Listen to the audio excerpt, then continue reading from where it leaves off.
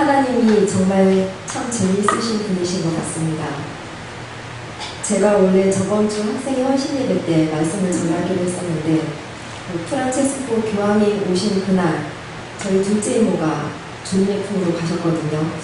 그런데 저희 어머니가 6년 1남 중에 이제 첫째신데 곧바로 이제 밑에 동생분이시라서 온 가족이 너무나 충격이 컸었습니다. 그리고 이모에게 저는 첫 조카고 저는 둘째 이모가 첫 이모고 그래서 굉장히 저희는 또 이모들끼리 정말 너무 끈끈한 정으로 똘똘 뭉쳐있어서 저희 사촌들, 형제들 전부 다 너무 충격을 받아서 아직까지도 그 슬픔을 헤어나오지 못하시는 분들도 계시고 이런데 14일날 보내고 이제 저번 주 화요일날 저희 어머니가 식사하시다가 오시고 청소하시다가 오시고 막 그러시더라고요. 그래서 붙들고 또 같이 막 울고 있는데 저희 담임 목사님이 카톡이 왔습니다. 주일날 오후에 설교하라고. 그래서 주여 저를 왜 시험하시나니까 제가 이런 고백을 하면서 저는 또 이번 주가 마지막 주일인 줄 알았거든요. 그래서 이거는 마지막 주일에 밥과 떡을 먹지 못하게 하려는 우리 담임 목사님의 음모다 이러면서 제가 흥분을 하고 있었는데 제가 말씀을 준비하면서 말씀에 위로가 있기를 바랬습니다. 그래서 제가 오늘 전해드리는 말씀은 제가 참 위로가 되는 말씀이고 오늘 아침에 오면서 와서 이제 그 예배 자료를 준비하는데 또 한 번 전율을 느꼈습니다. 제가 우리 교회에 온 지 다음 주가 딱 6년째 되는 날입니다. 너무 많이 있었죠, 그죠? 예, 이제 떠날 준비를 해야 될 것 같은데 그래서 다음 주에 올해 설교를 제가 말씀을 전했으면 딱 6주년 기념 설교가 됐을 텐데 다음 주 찬양 예배라서 아마 한 주 목사님께서 일부러 땡겨 주신 것 같습니다. 그래서 감사한 마음으로 오늘 말씀을 전하도록 하겠습니다. 오늘 본문을 보시면은 어느 날 하나님께서 아브라함을 부르셨습니다. 다 같이 2절을 보시면은 여호와께서 가라사대 내 아들 내 사랑하는 독자 이삭을 데리고 모리아 땅으로 가서 내가 내게 지시하는 한 산 거기서 그를 번제로 드리라 이렇게 기록되어 있습니다. 하나님께서 아브라함에게 100세에 낳은 독자 이삭을 모리아에 있는 산으로 데리고 가서 번제로 드리라는 것입니다. 번제는 어떤 제사인지 다 아시죠? 각을 떠서 태용의 제사를 말합니다. 그러니까 이삭을 번제로 드리라는 말은 이삭을 잡아 죽이라는 말입니다. 이삭이 누구죠? 아브라함이 100세에 낳은 아들입니다. 눈에 넣어도 아프지 않을 만큼 너무나 사랑스러운 아들입니다. 사라에게는 자식이 없음으로 받았던 수치와 탄식을 웃음으로 바꿔준 아들이고 아브라함에게는 하늘의 별처럼 바다의 모래처럼 많은 후손이 생겨나게 할 약속의 아들이었습니다. 그런데 하나님은 왜 이렇게 잔인한 명령을 내리셨을까요? 왜 이렇게 상식적으로 받아들일 수 없는 말씀을 하셨을까요? 왜 하나님은 아무런 이유와 설명도 없이 독자 이삭을 번제로 드리라고 말씀을 하셨을까요? 1절을 보시면 그 답이 나와 있습니다.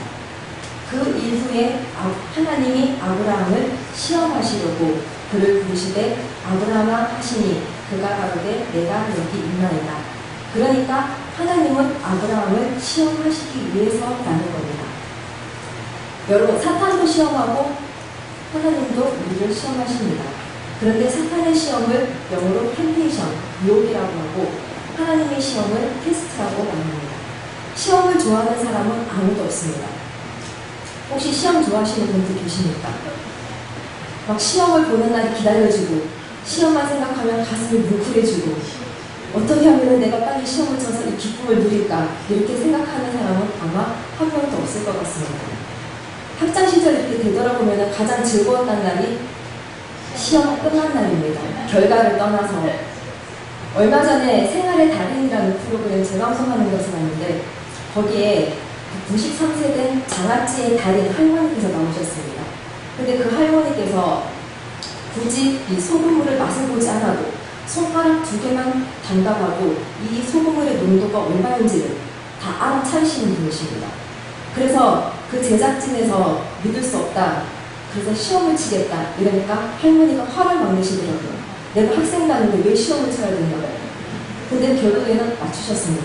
맹물, 커피, 소금 1스푼, 2스푼, 3스푼 섞었는 그릇을 두고 문을 가리고 손가락만 2개 딱 담그셨는데 이거는 소금을 3스푼 물다 딱 맞추시더라고요.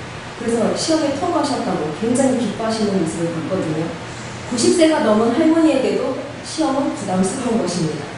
그러나 우리 인생을 살아감에 있어서 시험이 없는 날은 없습니다. 시험이라고 하는 것은 우리 자신을 객관적으로 평가해주는 것이기 때문에 그렇습니다. 하나님도 우리를 테스트하십니다. 그런데 하나님의 테스트는 감당치 못할 시험을 허락하지 않으신다는 겁니다. 하나님은 그 수준에 맞는 시험을 치르게 하십니다. 어떤 일을 맡기시기 전에, 어떤 축복을 내리시기 전에 하나님은 반드시 그 사람을 테스트하십니다. 그러니 지금 하나님이 아브라함에게 독자 이삭을 바쳐라 이런 시험을 내리신 것을 보면은 아브라함의 믿음이 성장했기 때문에 그것을 충분히 감당할 수 있기 때문에 하나님은 지금 아브라함을 시험하고 계시는 것입니다. 그렇다면 아브라함의 믿음이 처음부터 이렇게 성숙한 믿음이었느냐? 아닌 거 다 아시죠, 그죠? 다 모르시는 분이신 것 같습니다. 아브라함의 첫 믿음은 정말 한편이 없었습니다. 갈대아 우르에서 하나님을 만나고 가나안 땅에 들어왔을 때 그는 기근을 견디지 못하고 바로 애굽으로 내려갔습니다. 하나님이 나를 부르셨다면 책임져 주실 거라는 그런 믿음이 그때는 없었습니다. 내려간 다음에도 자기 아내 사라가 얼굴이 너무 예뻐서 예쁜 아내 때문에 자기가 죽임을 당할까봐 자기 아내를 유리라고 속이기까지 했습니다. 그런데 그 일로 인해서 아브라함은 하나님이 어떤 분인가를 경험하게 됩니다. 왜냐면은 당시에 사라를 데려갔던 그 바로왕이 혼쭐이 나서 아내를 다시 되돌려주는 경험을 했거든요. 그 당시에 세상의 최강인 바로왕이 혼쭐이 나는 것을 보면서 아브라함은 나를 인도하신 하나님이 저 바로보다 세신 분이구나 라는 것을 깨달았습니다. 그 이후에 아브라함이 자기 조카 롯이 전쟁에 포로가 되어 끌려갔다는 소식을 들었을 때 그 전쟁에 참여해서 자기 조카 롯을 구원해냅니다. 그리고 정말 100세에 약속대로 독자 이삭을 낳았습니다. 이런 일련의 사건들을 경험하면서 아브라함의 믿음은 정말 성숙해졌습니다. 그럴 때 하나님께서 아브라함에게 독자 이삭을 바칠 것을 명하십니다. 그런데 아브라함은 하나님의 명령에 즉시 순종을 합니다. 3절 다같이 공독해 보시겠습니다. 아브라함이 아침에 일찍 일어나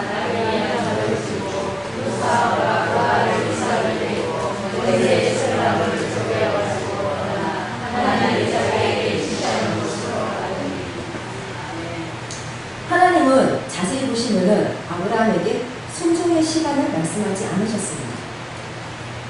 그러니까 오늘 떠날 수도 있고 아브라함 입장에서는 내일 떠날 수도 있고 언제든지 바치면 되니까 죽기 전에 떠날 수도 있고 그런데 오늘 본문을 보게 되면 아침에 일찍 일어나 나귀의 안장을 지우고 두 종을 데리고 아들 이삭과 함께 모리아의 산으로 떠납니다.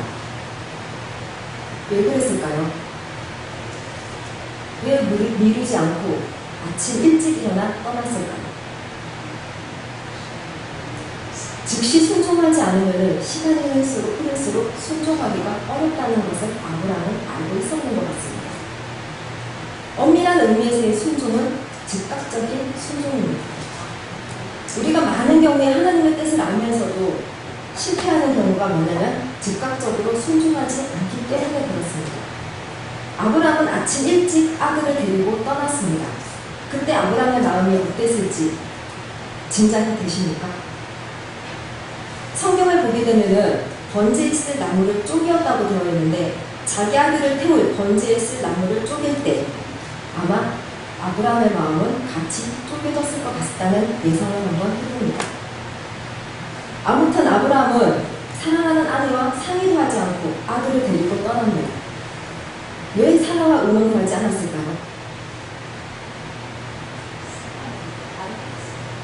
아마 사라의 모성애는 그 누구보다 강했을 것입니다.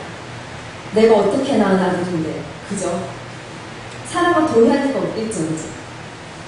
차라리 이삭 대신에 나를 데리고 가라고, 나를 제물로 바치라고 아마 아브라함의 다리를 붙들고 울었든지, 아니면은 드디어 당신이 노망이 났군요. 뭐 이런 식으로 비난했을 수도 있었을 것입니다. 그리고 저 같으면 아마 이런 변명도 있었을 것 같습니다. 하나님, 제가 순종을 하지 않겠다는 것이 아니라 부부끼리 이렇게 싸워가면서 순종하는 건 하나님도 원치 않지 않으십니까? 이렇게 불편한 마음으로 하는 건 순종이 아니잖아요. 이런 식으로 제 나름대로 핑계를 대가면서 아마 피했을 것입니다. 아마 여러 가지 변명거리를 만들었을 것 같습니다. 그런데 아브라함은 순종하되 순종의 장애물이 될 수 있는 것들을 제거하면서까지 순종했습니다.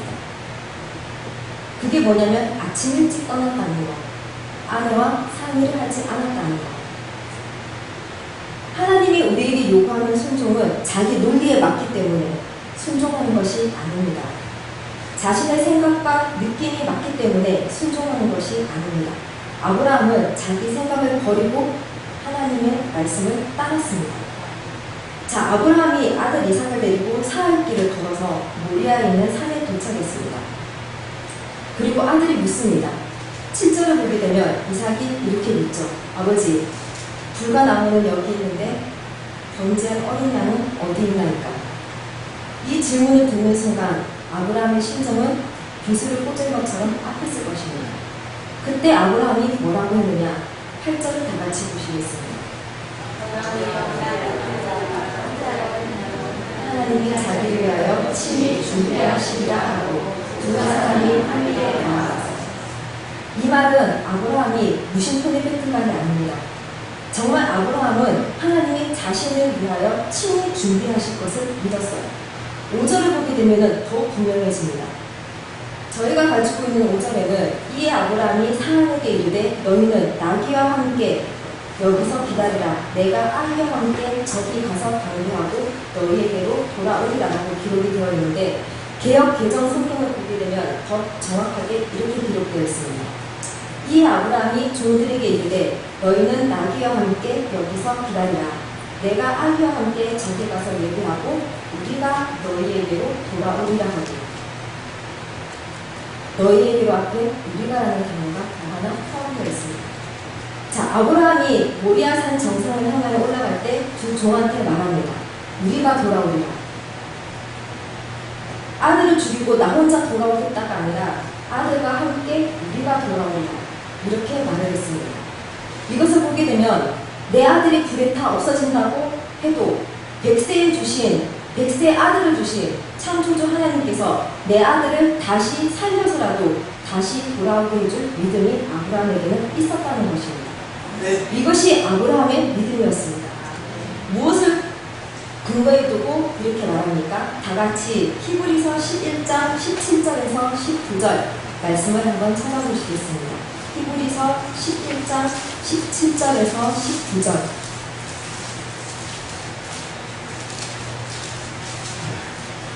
다 찾으셨습니까? 아브라함은 시험을 받을 때에 믿음으로 이삭을 드렸으니 저는 약속을 받은 자에게 그 독생자를 드렸느니라. 저에게 이미 말씀하시기를 내 자손이라 칭할 자는 이삭으로 말미암아 하셨으니 저가 하나님이 이미 죽은 자 가운데서 다시 살리실 줄로 생각하는지라. 비유컨대 죽은 자 가운데서 거부하는 것이라. 내가 죽어도 하나님이 다시 살리신다. 이것이 아브라함이 가졌던 믿음이었습니다. 아브라함이 마지막에 가졌던 믿음은 부활의 신앙이었습니다. 아브라함이 가진 믿음의 특징이 무엇이냐? 나는 드린다. 그러면 하나님이 되돌려 주실 것이다. 나는 죽인다. 그러면 하나님이 살려주실 것이다. 나는 포기한다. 그러면 하나님이 세워주실 것이다. 나는 바친다. 그러면 하나님이 갚아주실 것이다. 이것이 아브라함이 가졌던 믿음이었습니다.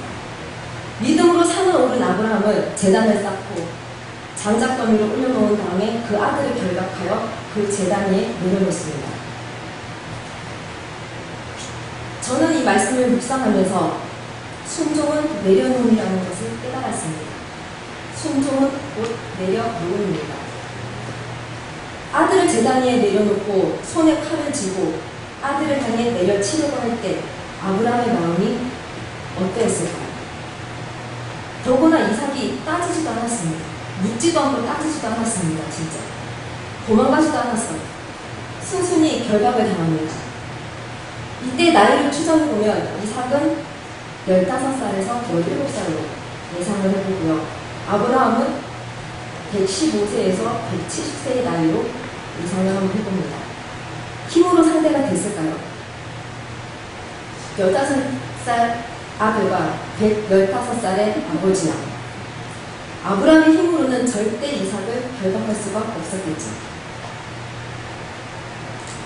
제가 이 말씀을 준비하면서, 이 본문 말씀을 준비하면서 제 어린 시절이 하나 떠올랐는데, 제가 어릴 때 진짜 많이 맞으면서 컸거든요. 지금 여러분들의 표정을 저 예쁘고 짜고만 아이를 때릴 때가 어디 있는데 이런 눈으로 지금 쳐다보시는데 진짜 많이 맞으면서 컸습니다. 파리채로도 맞아봤고, 먼지 털이로도 맞아봤고, 빗자루로도 맞아봤고, 저희가 3남매인데 3명이서 2살 터울이거든요. 굉장히 많이 어릴 때 싸우진 않았고 굉장히 재밌게 떠들었거든요. 저희 어머니가 한 명 좀 사라졌으면 좋겠다 이러시는 거예요. 그래가지고 제가 그럼 제비뽑기 하자 이랬어요. 꼭 제비뽑기 하자 이러면은 꼭 말하는 사람이 걸리는 거 아시죠? 제가 걸렸어요. 그래가지고 처음에 농담인 줄 알았는데 저희 어머니가 진짜 나가라고 그러시는 거예요. 그래가지고 이 몸을 이끌고 나갔습니다. 1m 가서 붙잡혀 와가지고 빗자루를 진짜 많이 맞았습니다. 그렇다고 나가라고 그러냐고. 나가라고 할 때는 언제고. 그랬는데 제가 중학교 2학년 때 어디에 살았었냐면은 여기 옛날 54단 위치 아십니까? 거기 진정검사소가 있었는데 저희 아버지가 54단에 근무하실 때라서 그 간사에 살고 있었거든요. 근데 제가 학교 갔다 돌아오니까 저희 어머니가 이제 어디 이제 저를 데려다 놓고 어디 가셨어요. 가셨는데 조금 있다 보니까 비가 계속 떨어지는 거예요. 그래서 착한 마음에 밖에 이렇게 뒷마당을 이렇게 내다보니까 빨래가 널려 있더라고요. 그래서 우리 빨래가 비에 젖으면 안 되겠구나 싶어서 빨래를 다 걷어드렸습니다. 걷어드리고 이제 개놓고 칭찬받으려고 딱 기다리고 있는데 제가 뒷마당에서 이렇게 저희 집 부엌으로 이렇게 들어오면서 이렇게 문을 안 닫고 들어와가지고 쥐가 한 마리 들어왔는 거예요. 그 사이에. 그래가지고 지가 거의 활기를 치면서 돌아다니다가 싱크대 밑에 들어가서 숨어있는 것을 발견을 했어요. 저희 어머니가 이제 그걸 이제 못 잡으니까 그때 이제 교토서시던 이제 그 병사 아저씨를 부르셔가지고 거의 온 병사가 달라붙어서 그 쥐 한 마리를 잡아가지고 가지고 갔습니다. 가지고 나서 쥐는 잡았는데 그때부터 저희 어머니가 저를 딱 쳐다보시더니 왜 문을 안 닫고 와가지고 이렇게 어수선하게 만드느냐 이러면서 막 뭐라 그러시는 거예요. 저희 입장에서는 굉장히 억울했거든요. 나는 착한 일 한다고 빨래를 걷었는데 그건 생각도 안 하시고 지 들어오게 한 것 때문에 저한테 화를 안 내시는 거예요. 그러면서 저쪽에서 배드민턴 채를 들고 저한테 달려오시는 거예요. 그래가지고 제가 순간 어린 마음, 그때 이삭의 나이였습니다. 어린 마음에 저 배드민턴 채 맞는 순간 난 죽을 수도 있겠구나. 갑자기 그 생각이 딱 들었습니다. 그래서 저희 어머니가 배드민턴 채를 들고 달려오시는데 제가 그 팔을 딱 잡았습니다. 저희 어머니가 깜짝 놀라시네요. 그 전까지는 다 맞았거든요. 근데 이건 아니다 싶어서 딱 잡았거든요. 저희 어머니가 슬며시 내려놓으시면서 이제는 너를 때려서 고치지 못하겠구나라는 것을 깨달았다고 말씀하시더라고요. 하물며 이 조그만 아이도 죽음의 직면에 있을 때, 죽음의 위기를 느꼈을 때 그 어머니의 팔을 잡아서 살았는데 이 15살 남자의 이삭은 어느 정도 힘이었는지 상상이 되십니까? 근데 순순히 결박당하고 재단에 내려졌었습니다. 어떻게 보면은 이삭은 묵묵히 아브라함의 말에 순종합니다. 아버지가 자신을 번제의 단 위에 묻고 칼로 자신을 죽이려고 할 때까지 순종했습니다. 이삭도 가만히 생각해보면 자기의 욕심과 가치관과 생각 이런 것들을 다 내려놓았다라고 볼 수가 있을 것 같습니다. 이 사건을 통해서 우리는 순종은 곧 내려놓음을 알 수가 있습니다. 아브라함이 독자 이삭을 제단에 내려놓듯이 하나님의 말씀 앞에서 내가 주장할 수 있는 그것, 내 것이라고 말할 수 있는 그것을 내려놓는 것이 바로 순종입니다. 하나님은 믿음이 성장할수록 우리에게 더 많은 것들을 내려놓기를 원하십니다. 아브라함을 보십시오. 우리는 아브라함의 생애를 보면서 아브라함의 믿음이 자라면서 많은 것들을 내려놓는 것을 알 수가 있었습니다. 아브라함은 그동안 살면서 물욕, 소유욕, 명예욕 등 이런 모든 것들을 내려놓았는데 지금 또 하나님은 아브라함에게 독자 아들을 내려놓으라고 말씀하고 계십니다. 자, 이제 클라이막스입니다. 아브라함이 칼을 들어 이삭을 죽이려고 할 때 하늘에서 하나님의 사자의 음성이 황급히 들려왔습니다. 12절 말씀 한번 보시겠습니다. 사자가 가라사대 그 아이에게 내 손을 대지 말라. 아무 일도 그에게 하지 말라. 내가 내 아들 내 독자라도 그에게 아끼지 아니하였으니 내가 이제야 내가 하나님을 경외하는 줄을 아노라. 하나님은 이제야 비로소 아브라함이 자신의 아들보다 하나님 자신을 더 사랑한다는 것을 알았다라고 말씀하고 계십니다. 성도 여러분, 이 본문에서 가장 강조되는 단어가 뭔지 아시겠습니까? 오늘 제목입니다. 이제야입니다. 이제야 내가 하나님을 경외하는 줄을 알았노라. 아브라함에게 있어 이제야는 이삭이었습니다. 다른 것은 내려놓을 수 있었지만 정말 내려놓을 수 없던 것은 아들 이삭이었습니다. 하나님께서 아브라함에게 마지막까지 내려놓기를 원하셨던 것도 이삭이었습니다. 아브라함에게 마지막 남은 우상이 있다면 그 아들 이삭이었습니다. 어떻게 알 수 있냐면은 하나님이 아브라함에게 말씀하실 때 이삭에 대해 표현한 말씀을 보면 알 수가 있습니다. 22장 2절에 내 아들 내 사랑하는 독자, 12절에 내 아들 내 독자, 16절에 내 아들 내 독자. 내 아들 내 독자라는 말이 계속해서 반복해서 나오고 있습니다. 이것을 보게 되면 아브라함은 이삭만큼은 내 아들 내 독자라는 생각을 갖고 있었습니다. 아까도 말씀드렸지만 아브라함은 소유욕, 명예욕, 물욕 다 내려놓을 수 있었습니다. 그러나 아들 이삭만큼은 내려놓을 수가 없었습니다. 아브라함은 자신의 마지막을 내려놓았습니다. 주님 이것만큼은 절대 안 됩니다라고 했던 그것을 마지막으로 내려놓았습니다. 오늘 우리에게도 주님 다른 것은 몰라도 이것만큼은 안 됩니다라고 하는 마지막 우상이 있습니다. 여러분의 마지막 우상은 무엇입니까? 여러분의 이제야는 무엇입니까? 사람마다 다를 수가 있습니다. 어떤 사람에게는 물질이, 어떤 사람에게는 명예가, 어떤 사람은 세상에 대한 집착이, 어떤 사람은 자식이, 어떤 사람은 부모가 다 마지막 우상일 수 있습니다. 그런데 아브라함은 독자 이삭을 바침으로 자신의 인생의 마지막 우상으로부터 해방이 되었습니다. 아브라함은 이삭을 사랑했지만 하나님보다 더 사랑하지 않았습니다. 자녀로 인해서 기쁨을 얻고 자녀로 인해서 행복했지만 그 자녀를 우상으로 만들지는 않았습니다. 자녀를 아끼고 사랑해야 하지만 우리의 우상이 되어서는 안 된다는 것입니다. 이 시간 마지막으로 여러분께 다시 한번 묻습니다. 여러분의 이제야는 무엇입니까? 믿음의 참된 평가는 신앙의 병력이 아니라 참된 평가는 순종입니다. 순종은 곧 내려놓음입니다. 얼마나 하나님 앞에서 내려놓았느냐, 그것이 그 사람의 믿음입니다. 그것이 그 사람의 성숙함입니다. 그런데 많은 사람들이 신앙생활을 오래 하면서 내려놓지 못하고 있습니다. 이유가 뭐냐면 그것을 너무 사랑하기 때문이죠. 내려놓으면 포기요, 내려놓으면 잃어버리며, 내려놓으면 손해라고 생각하기 때문에 그렇습니다. 그런데 정말 그럴까요?